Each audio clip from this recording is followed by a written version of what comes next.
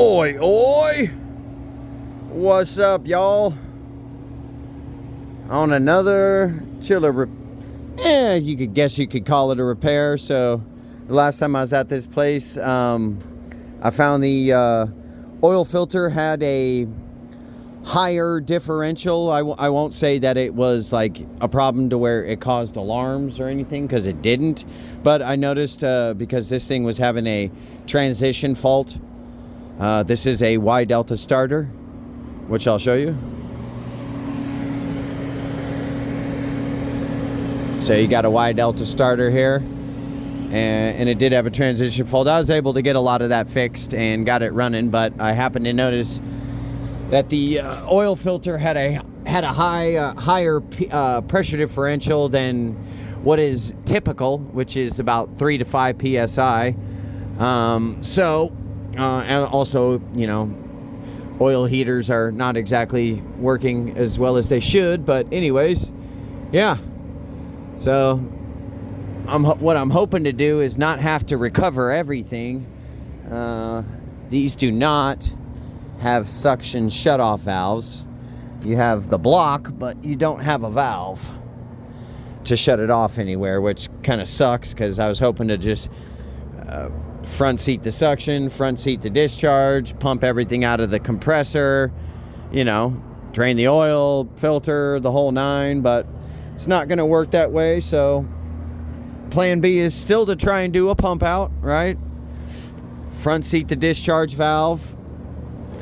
I'm going to have to take all the refrigerant out of the evap and the compressor. I managed to isolate the liquid line, and then I'm going to try and pump it all. These are tube and fin, so they can handle a lot more refrigerant than a micro channel.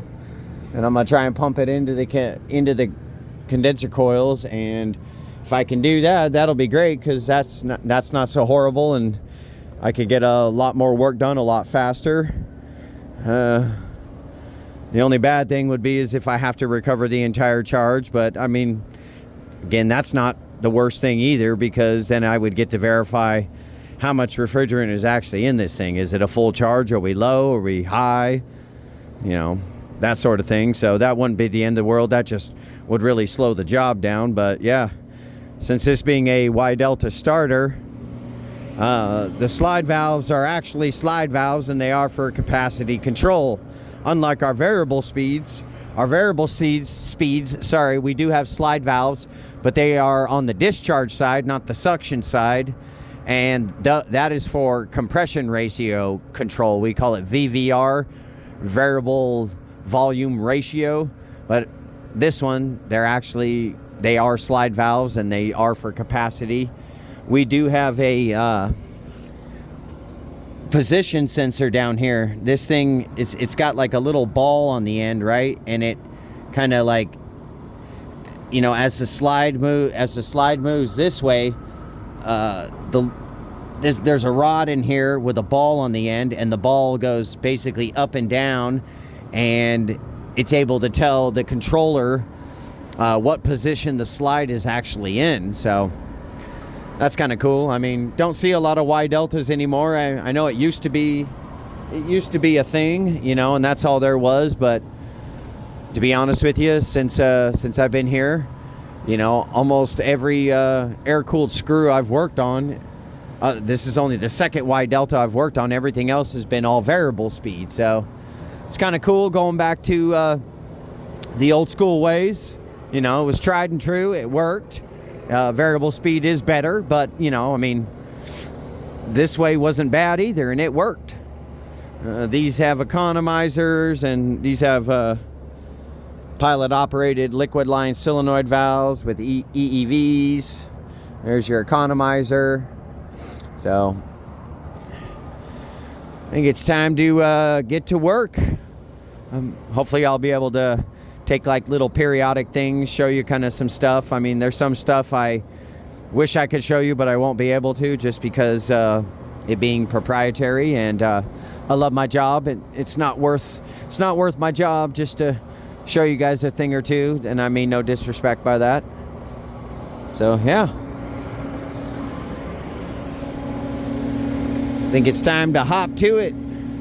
I got it on right now, even though I'm gonna have to shut it off to replace the oil heaters and whatnot. But I'm trying to warm up that sump down there and boil off any refrigerant and pump it the heck out and get on with it. So that's what I'm gonna do. Get on with it. So we're rocking and rolling. I wish there were bigger ports on the compressor, but I'm hooked to the discharge side, the suction side. Use the Appion Y into my recovery machine, out of my recovery machine, into my subcooler.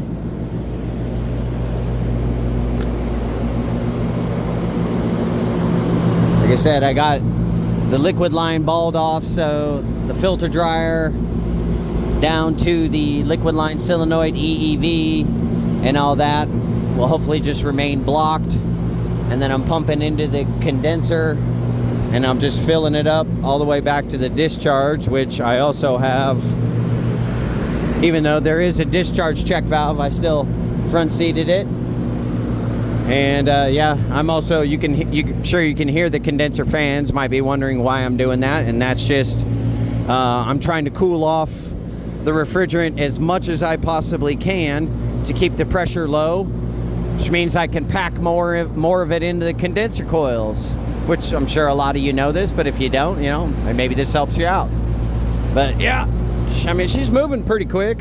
I could have used the compressors, but I decided, I'll just use the recovery machine and pump it out, you know. But I could have used the compressors, valved it off, and then just pumped everything into the condenser with the compressor, which probably would have been faster. But again, I just decided to use the recovery machine. I probably should have used the compressor, but maybe I will on the other one. But yep, we're rocking and rolling. She's pulling down pretty quick.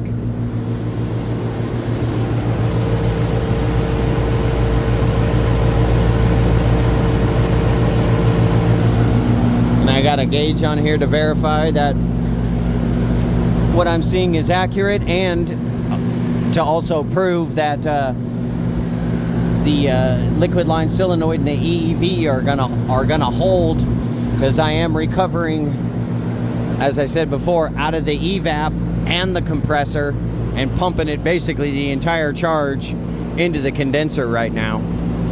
It's hoping it works. I mean, the good news is it's a tube and fin, so it's not gonna kill me. If it was a micro channel, we'd be under a different story, I'm sure.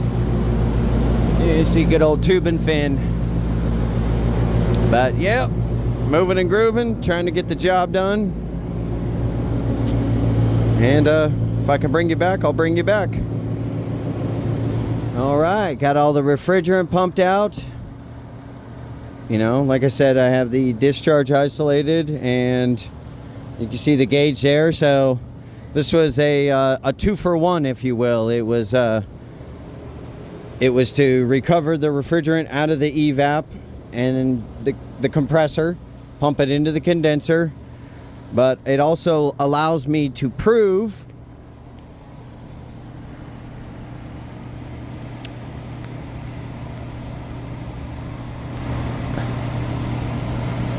that my liquid line solenoid and my EEV are gonna hold. That was kind of the whole point why I did this, is to make sure that they held in a, you know, and I could hold a vacuum on here while I'm doing the work. So it was a 2-for-1. It allowed me to do the job, do it a little faster without having to recover the entire unit. And I also got to prove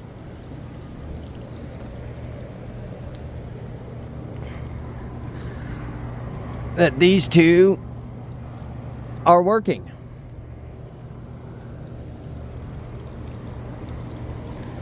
And I'm happy to say that so far it shows signs that it is holding, which is pretty awesome.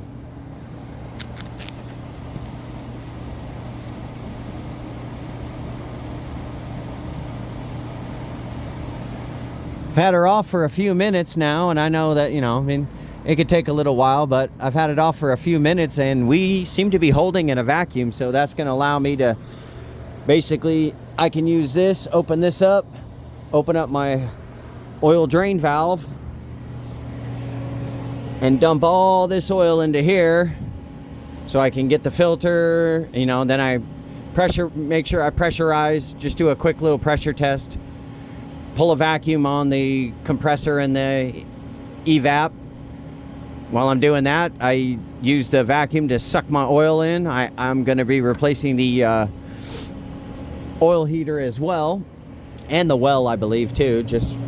And if you didn't know, on our units, these are for the oil heaters. You can see here's number one. I have it stopped. Sorry, I have it stopped. So, because you definitely don't want to run these things with no oil in there. That heater will swell up, and then you're definitely pulling the well, as opposed to just replacing the heater by itself. So, just a little food for thought. Make sure that if you ever run across one of these compressors, that if you don't have oil in the sight glass, that you turn off the oil heater, or it's going to just swell up, and then, like I said, you're replacing the whole well. This is the well, and the heater obviously goes inside. So, a lot of you may know this already, and so I'm not telling you anything you don't know, but for those that don't know, and then I'm going to pop this off. And yeah, I think it's about time to do it to it. Gotta say, the oil doesn't look horrible, which is good to hear.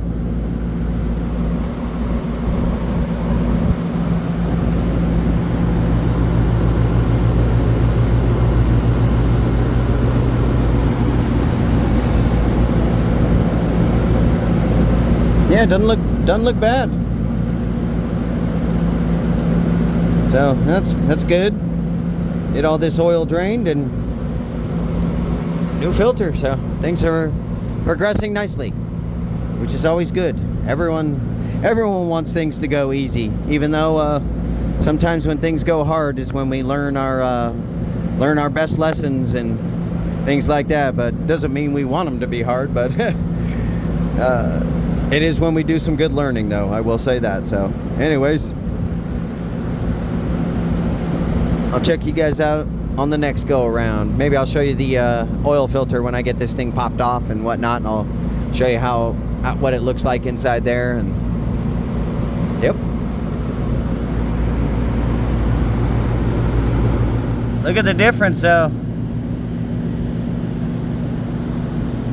Obviously new, old, but yeah, it's a nice bit of difference. There is, you can see like this, these little flakes right there. That is from the media that is in the oil separator. It's not like a ton, but it's something of note, at least. This little media. But yeah, heck of a difference, man, between the two.